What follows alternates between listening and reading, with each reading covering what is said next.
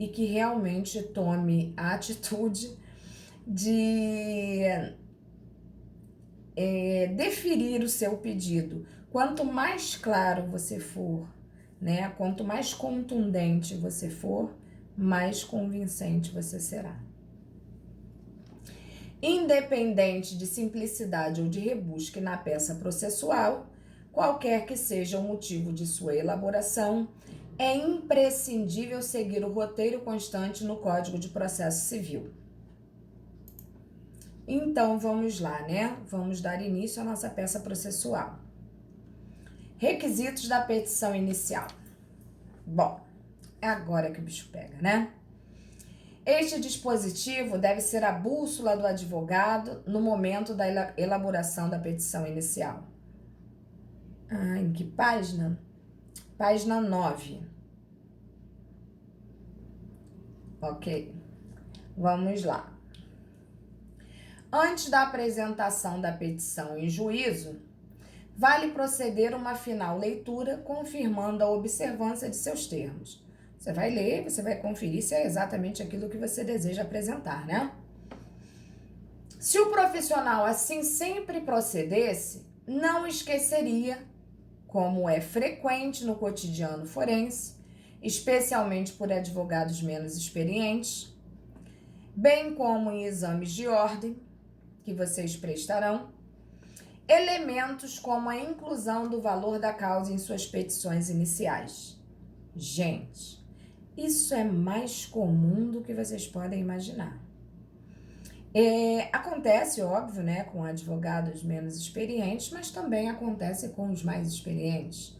Se você faz uma peça processual sem o zelo devido, o que impede disso vir a acontecer? Nada, né? Porque você já está no final da petição, querendo realmente se livrar, né, daquilo ali, e você acaba realmente, muitas das vezes, deixando a desejar, porque nós somos seres humanos e a gente erra mesmo. Mas para que isso não proceda de maneira corriqueira, a gente tem que ler aquilo que a gente faz, né? E ser crítico conosco, né? A gente não pode simplesmente criticar o outro, a gente tem que ter uma análise crítica própria. Vamos lá. Até aqui tranquilo para vocês?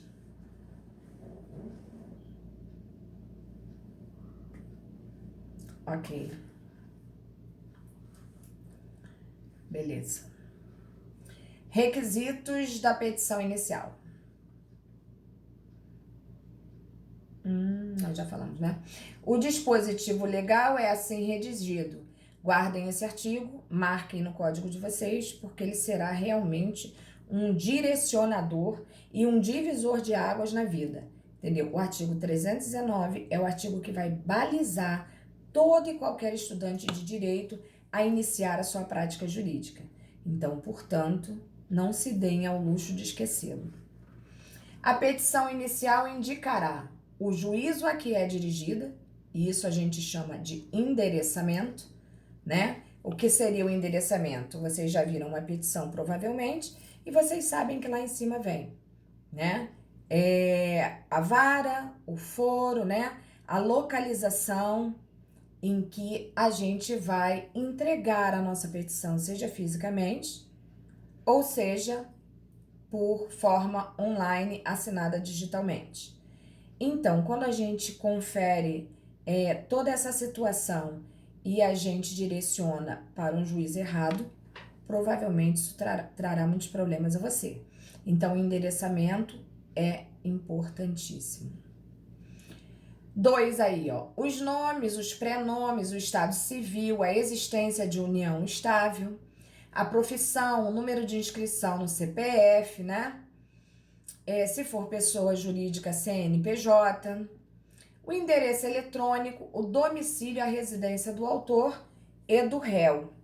Isso a gente chama de qualificação das partes, tá? Então, a gente não pode esquecer que tanto um quanto o outro tem que ser qualificado, uma vez que eu, autora, proponho a ação e tenho que dar ao réu o direito de saber quem está adentrando ao judiciário com uma ação contra ele.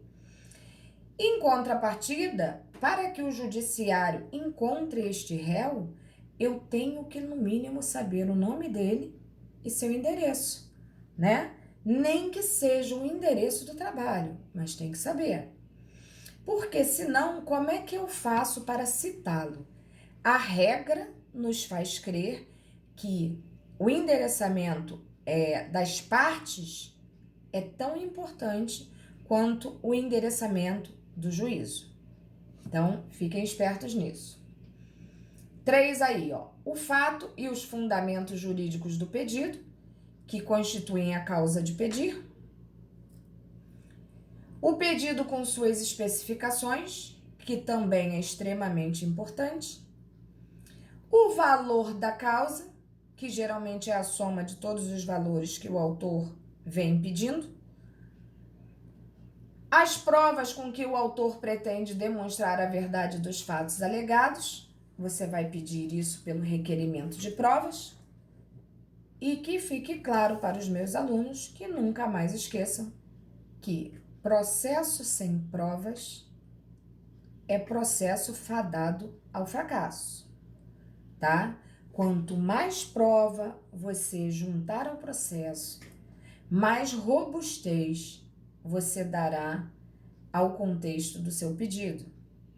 Então, prova é uma coisa trabalhosa e deve haver minúcia do advogado em analisar tal situação para ver o que serve e o que não serve para ser utilizado como prova. Então, se liguem nisso também. A opção do autor pela realização ou não de audiência de conciliação ou de mediação, isso fica realmente a critério das partes, né?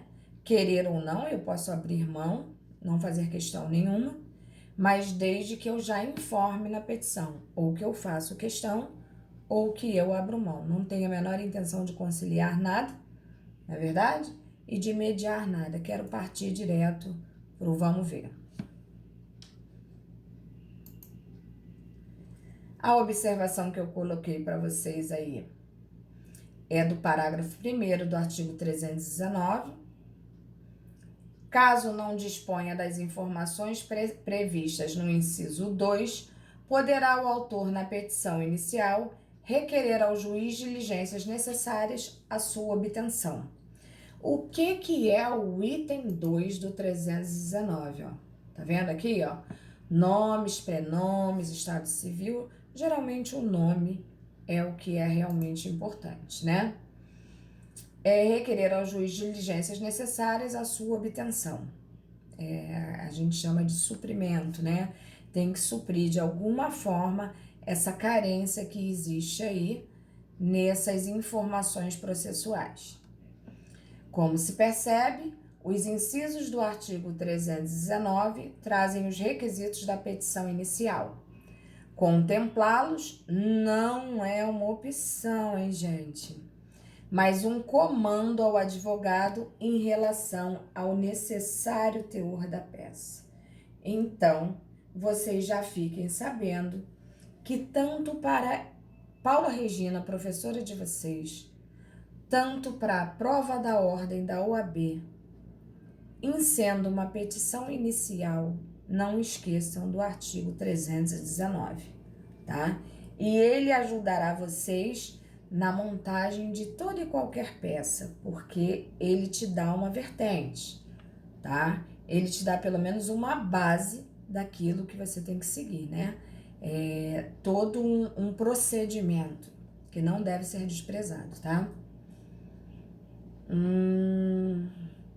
Os requisitos indicados devem estar presentes nas petições iniciais de processo de conhecimento, com trâmite pelo procedimento comum. Como o dispositivo configura a regra geral, ele se aplica aos demais processos e procedimentos com algumas diferenças a serem observadas, se houver, no caso, previsão específica para tal. E não havendo, segue-se o que está ali. Exemplo. Na consignação em pagamento, não esqueçam também disso, porque se está no exemplo é importante, O autor deverá requerer na petição inicial o depósito da quantia ou da coisa devida, conforme indica o 5421 do CPC. Para quem tem dúvida do que se trata, né? Depois dá uma olhadinha no código para entender melhor essa situação. Observação aí: a ação de consignação em pagamento é uma ação proposta pelo devedor contra o credor. Botei aí o lembrete para vocês, né? Porque muitos alunos questionam o que é isso. E quando este recusa-se a receber o valor da dívida ou exigir ou devedor valor superior ao entendido devido por este, além de outras hipóteses admitidas na legislação. Então, observem que ali eu estou falando de uma ação que diz respeito não ao credor. Observem que coisa engraçada, né? É uma ação de consignação em pagamento proposta pelo devedor contra o credor. O que vocês têm que ter em mente é que quem deve tem obrigação de pagar. Mas não podemos esquecer jamais que quem deve também tem o direito de pagar. E muita gente acha, né, erradamente, que esse direito é só do credor. Não, não, não. Essa ação aí é proposta contra o credor. É o credor se recusando ou dificultando o recebimento de certo valor ou coisa da qual ele pactuou e ele está dificultando que este devedor efetue ou o pagamento ou a entrega da coisa. Então, a esta ação, a gente dá o nome de ação de consignação em pagamento. Tranquilo isso, meu povo?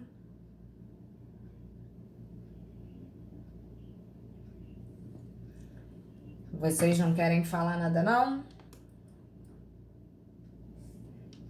Ok. Hoje vocês estão tão quietinhos que dá até medo.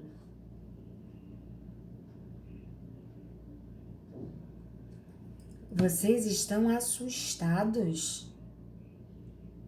Com o quê, gente? Pelo amor de Deus. Vocês pelo menos estão entendendo o que eu tô falando? Sim, professora, a explicação está ótima. Quando se fala a gente tem que mudar a petição, está sendo avaliado, né? Vanessinha, Assusta com a gente. Vanessinha, minha linda. Acalma esse espírito, vocês já me conhecem, entendeu? Pode ficar tranquila. Eu não quero vocês robotizados, eu não quero vocês desesperados, eu não quero vocês correndo para a internet e procurando um caso parecido para fazer um copia e cola. Não é essa a minha intenção. A minha maior intenção, para isso eu botei para vocês, é o que eu chamo de bisuário. Quem é militar usa muito esse termo, bizu, entendeu? Até para concurso a gente usa muito isso, né? Vou te dar o bizu. E ali eu coloquei situações para facilitar a vida de vocês. O que é mais importante para mim é que vocês formatem de forma, vamos dizer assim, limpa, clara, entendeu? Que você olhe a petição e você veja que existe uma beleza visual. A beleza visual de uma petição é muito importante. Eu não vou pedir que vocês usem regras da BNT. Eu vou pedir simplesmente que vocês façam o quê? Que tornem o visual higiênico, né? Que deem os devidos espaços, que botem em negrito o que tiver que botar, que botem em caixa alto o que tiver que botar. Eu tenho perfeita consciência de que a primeira é pavorosa para vocês. Mas a minha avaliação também não vai ser a avaliação de uma pessoa que espera a perfeição. Eu sei que a primeira vez é muito complicado. E eu vou analisar vocês de maneira digna, entendeu? Eu não vou cobrar uma coisa assim absurda, da qual vocês ainda não podem dar, apesar de eu saber que vocês são extremamente competentes, entendeu? Extremamente mesmo. Eu não tenho dúvida. A teoria é fácil de entender, agora montar uma... Ai, Bruninha, acalma esse coração. Eu botei lá o passo a passo, aquilo que vocês vão realmente precisar, tá? Posteriormente eu explico de novo como vai ser, quando tem que se entregar. Acalme esse coração. Eu não tenho intenção de prejudicar ninguém, entendeu? De forma alguma, né? Eu vou ter critérios, mas dentro daquilo que eu sei que vocês podem me dar, tá bom? Ai, Eu já vocês. conheço a sua fé na gente, professora, eu já conheço. Mas é mesmo, muita fé. E vocês, graças a Deus, nunca me decepcionaram. Nunca me decepcionaram. Amém. Não, eu não tenho dúvida, não tenho dúvida. Fiquem tranquilos. Bom. Até aqui foi, né? Então, vamos lá. Se a petição inicial não trouxer algum dos requisitos constantes do 319, o juiz deverá determinar a emenda. Já ouviram falar de emenda da inicial? Emende-se a inicial. Geralmente ele até informa onde tem que haver a emenda, né? E aí basta você fazer uma petição de emenda inicial conforme, né, requerido pelo juízo, e aí você vai lá e coloca a petiçãozinha como uma forma de conserto daquilo que ficou faltante. Então vamos lá. O juiz deverá determinar a emenda, que é a correção da peça sob pena de indeferimento e consequente extinção do processo, né? Sem resolução do mérito. O prazo de 15 dias para emendar é o prazo da lei, né? É o prazo do artigo. Então a gente tem que ficar muito esperto com isso. Até porque, vamos ser sinceros, se é para emendar, que emende-se logo para isso andar, né? Porque se o erro foi nosso, nós temos que saná-lo. E quando a gente fala extinção do processo sem julgamento do mérito, a gente está falando o que com isso? Que o juiz vai extinguir aquele procedimento e que, para tanto, se ele não decidiu o mérito, significa dizer que nós podemos entrar de novo com este mesmo processo, só que desta vez corrigido. O que a gente tem que atentar é que quando isso acontece, não é nem questão de vergonha, não, mas é questão de perda de tempo, entendeu? Porque, parem para analisar, até o juiz decidir, extinguir o processo, aí você tem 15 dias para emendar, aí você não emenda. E aí, até voltar para a mão do juiz, para ele perceber que o advogado não cometeu a emenda. Quanto tempo, né, se perde o autor da ação por causa de um erro nosso? Então, a melhor coisa é emendar imediatamente, né? Errar, a gente erra mesmo, todos nós somos passíveis disso, não é só aluno que erra. Professor também erra, advogado de muitos anos também erra, juiz erra, promotor erra. Então, vocês fiquem tranquilos em relação a certas situações. A gente evita, né? Até para evitar um aborrecimento, mas nada que não possa ser consertado, né? Então, vamos lá. Se o vício da peça for demasiado grave, ou seja, for um vício muito grande, a lei permite que o juiz, desde logo, sem nem sequer possibilitar a emenda ao autor, ponha fim ao processo. Isso aí não é legal. Isso é feio. Entendeu? Isso eu não acho, assim, que seja uma coisa admissível, assim, muito comum de acontecer, não, porque aí é estranho, né? Mas acontece. Emendar é uma coisa, agora extinguir realmente, né? É complicado isso aí. Isso é possível nas hipóteses de inépcias previstas no parágrafo 1º do 330, sendo um dos exemplos a petição em que não consta pedido ou causa de pedir. Olha, isso é grave. Isso demanda, assim, uma situação de desconhecimento total, não somente da lei, né, mas como da técnica que deve ser aplicada a uma petição. Então, gente, não cometam este ato falho. Professora, em questão das audiências online, foi falado algo? Faltei na semana passada. Não foi falado? Foi sim, gente. Eu falei que durante o semestre eu ia querer 12 audiências, né, que vocês me apresentassem, seria 6 na P1, 6 na P2, mas aí com essa crise toda que aconteceu, né, nós decidimos, a turma decidiu, que iríamos entregar tudo no final do semestre, todas as 12 juntas, né, e aí os alunos me perguntaram se poderiam assistir a audiência online, e eu disse que sem problema nenhum, desde que fossem o quê? Instrução e julgamento. E que ao final, vocês vão receber um certificado que vai ter que ser impresso, né? Toda audiência online vocês ganham esse certificado, mas que lamentavelmente a faculdade não abria mão do relatório. E este papelzinho de relatório deveria estar na Xerox, né? Mas como a Xerox da faculdade não está disponível, vocês podem fazer um relatório numa folha pautada, né? Bonitinho, uma coisa bonitinha, né? Um relatório dizendo o número do processo, as partes envolvidas, o tipo de ação, e ali vocês vão relatar o ocorrido, né? E a decisão que efetivamente ocorreu nesse processo. E eis o relatório, isso é o relatório. Quando a gente faz ele fisicamente, né?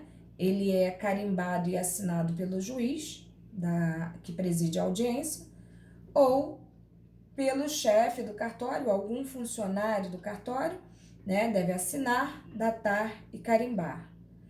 No entanto, quando é uma audiência online, não há essa necessidade, uma vez que sai um certificado, né, digital ali para vocês. Tranquilo isso? Fala sério, Raquel, eu falo pra caramba, né? Jesus, eu acho que às vezes os alunos até ficam assim na dúvida de perguntar, que é pra ver se eu não falo tanto. Mas, principalmente nessas aulas online, assim, eu fico desesperada que ninguém interage comigo. Aí eu fico falando. Eu fico imaginando vocês aí do outro lado, né? Devem jogar baralho, war, né? Porrinha. Porque não é fácil não, não é fácil não. Mas também não é fácil pra mim não. Eu já tô assim, perdendo a voz, entendeu? Já tô assim, perdendo a voz, perdendo a noite, perdendo a paciência. Professora, Oi. ficamos assim, ó. Ah, tá vendo aí, Edinho? Suco de limão. Suco de limão. Tá certo. Eu vou para ir tomar esse suco de limão. Afinal de contas, isso mata o coronavírus. Por isso que eu não vou pegar. Eu sou imune. Isso eu sou imune há muitos anos. Isso aí. Que Deus proteja sempre. Isso daí realmente, ó, é uma lambrecada nele. Entendeu? E vocês fiquem Pode vir. Pode vir. Né? E vocês fiquem muito espertos com essa meleca dessa doença aí, porque eu vou te falar, hein? Tá pegando, eu não sei no caso de vocês, mas já pegou vários amigos meus. E pegou. Já pegou gente até na faculdade, entendeu? E tá complicado. Então vocês Oi? Lá no trabalho tá osso demais, lá no trabalho tá muito difícil. Gente, por isso que é importante, as pessoas pensam que não, mas é importantíssimo o uso da máscara, é importantíssimo o uso do álcool, entendeu? As pessoas estão pensando, não vocês, claro que vocês são pessoas esclarecidas, mas tem muita gente na rua aí que não está acreditando, né? Então é complicado demais. Perdemos um amigo também que trabalhava no SBT, um cara fora da idade que eles geralmente colocam num grupo de risco, então a gente tem que ter muito cuidado com isso aí, porque não tá fácil não, né? Não tá fácil. Mas Edinho... Boa Tô pedida. tentando tua. ficar imune. É vitamina Na C, pura, né? na pura. Vitamina C, né, Dinho? Vitamina C pura, né? Boa. Tá dando pra entender aí, gente? Sim, sim. Vou até desligar aqui a Para minha. com isso, Edinho. Deixa eu ver vocês. Não, vou desligar para não travar. Tá bom, gente. Obrigado. Então vamos lá aí, ó. Continuando. O legal, então, é a gente não permitir, né, que esse tipo de vício não sanável, pedimos a Deus que ele nunca aconteça com nenhum de nós, uma vez que o artigo dispõe muito claramente, né, que isso não é legal, tá? Então, evitemos.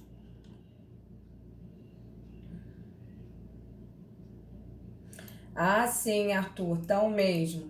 Eu acho muito engraçado quando eu passo de carro e vejo as filas de banco e as pessoas juntinhas uma das outras, todo mundo sem máscara, né? E conversando. Eu falo, Jesus, protege essa gente, porque não é brincadeira, não. É Sexta-feira Santa também aqui em Bangu. Nossa, vou te falar, as pessoas são meio loucas. Entraram em tudo quanto é peixaria que a gente passava na porta, assim, entrando, enfrentando fila, lojas americanas, que desgraceira, né?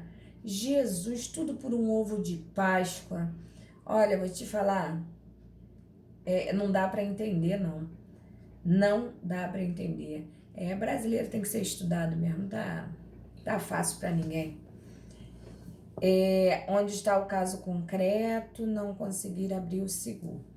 O caso concreto está no Sigur, Raquel. Se nenhum colega tiver ele aí para passar, você me avisa que eu tento passar para você aí.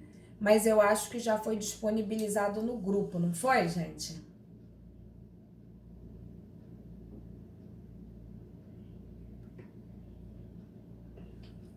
Qualquer coisa fala comigo, Raquel. Vamos lá. Endereçamento. Nosso poder judiciário. Ok, Larissa. Qualquer coisa a gente dá um jeito. Nosso poder judiciário é dividido em 5 ramos distintos: justiça eleitoral, justiça do trabalho, justiça penal militar, as chamadas justiças especializadas, e ainda justiça federal e justiça estadual, ambas compondo a denominada justiça comum. Bom, então nós já sabemos que quando se tratar de justiça estadual e justiça federal, nós estamos diante de justiça comum. Quando se tratar de justiça militar, eleitoral ou do trabalho, são justiças especializadas.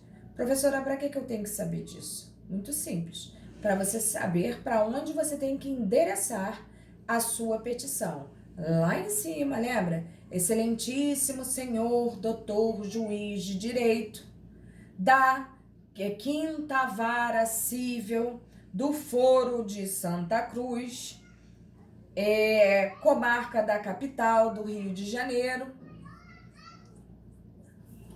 E aí, se você não souber isso, fica assim extremamente complicado. Então vamos entender, ó. A competência de cada um desses ramos do Poder Judiciário está previsto na Constituição no artigo 106 e seguintes. O endereçamento a uma dessas 5 justiças parte de uma análise excludente, tá? O que significa dizer, a gente tem que ir por exclusão, eliminação, né? Se não for competente a justiça especializada, a competência será da justiça comum. É muito simples. A causa é trabalhista? Então justiça trabalhista. A causa é militar? Então justiça militar. A causa é referente a alguma coisa eleitoral? Então só cabe a justiça eleitoral. 3 justiças especializadas. Agora, vamos entender justiça estadual e justiça federal. Cada uma no seu âmbito de atuação.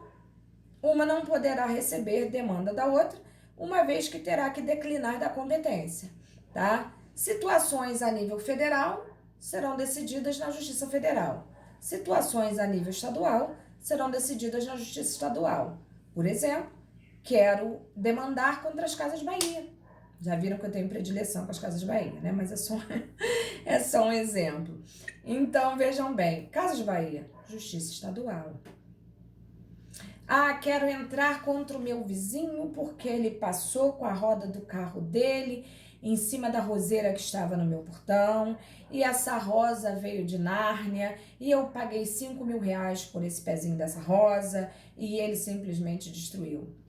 Justiça Estadual, tá? Ah, eu sou um grande traficante internacional de armas. Se danou. Vai responder na Justiça Federal, né? Crime do colarinho branco, Justiça Federal. E por aí vai, né? Você quer demandar contra a Caixa Econômica Federal? Manda ver. Então, a gente vai perceber muito claramente onde a gente deve atuar, em que tipo de foro e que tipo de endereçamento nós devemos fazer. Bom, a título de exemplo,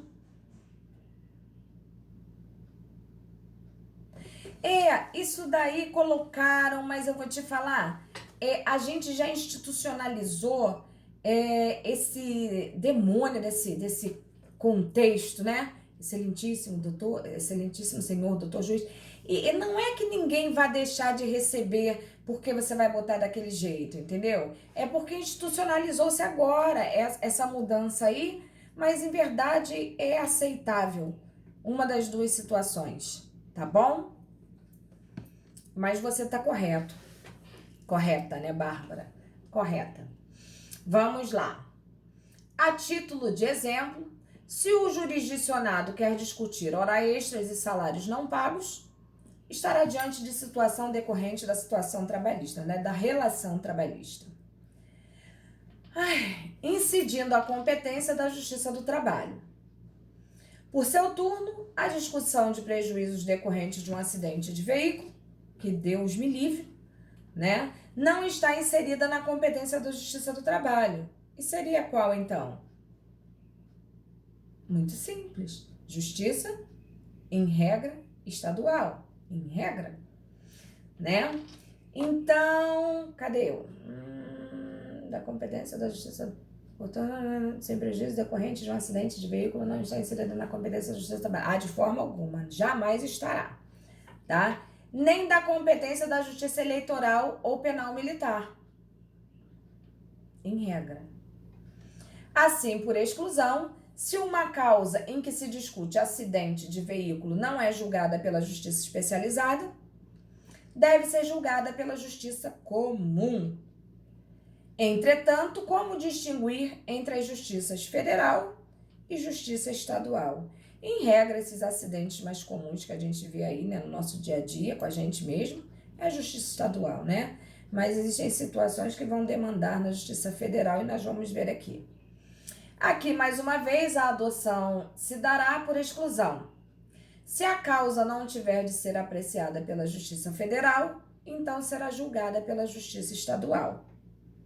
A resposta a essa indagação encontra-se no 109.1 da Constituição. Aos juízes federais compete processar e julgar as causas em que a União, a entidade autárquica ou empresa pública federal forem interessadas na condição de autoras, réis, assistentes ou oponentes, exceto as de falência, as de acidentes de trabalho e as sujeitas à Justiça Eleitoral e à Justiça do Trabalho. Então, já clarificou tudo pra gente aí, né? Isso eu acredito que vocês não vão ter a menor dificuldade, porque isso realmente é muito claro. Acredito que vocês vão tirar de letra. Assim, se o acidente automobilístico ocorreu entre particulares, a competência para julgar a causa será da Justiça